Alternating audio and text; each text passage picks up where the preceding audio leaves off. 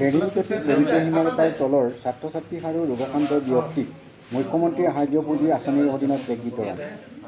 কাৰ্বি আংলং জিলাৰ ফুলনি পৰিষদীয়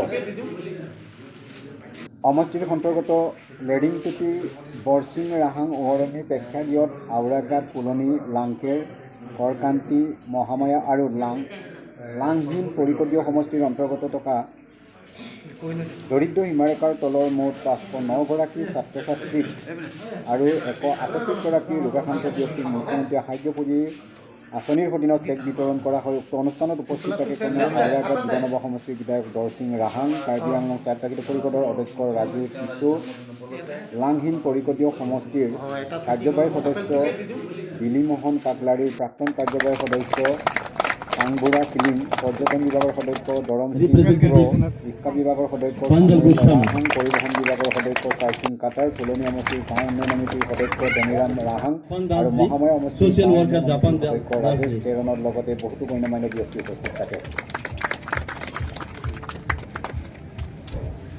मिस्टर रामायण सिंह जी हमारे टीम के एक सदस्य हैं, उनको स्वागत करना चाहते हैं। इस अंचल के वरिष्ठ सोशल वर्कर विश्वज्योति दास,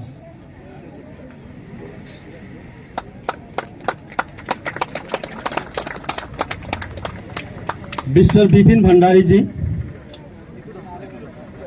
उनको स्वागत करें।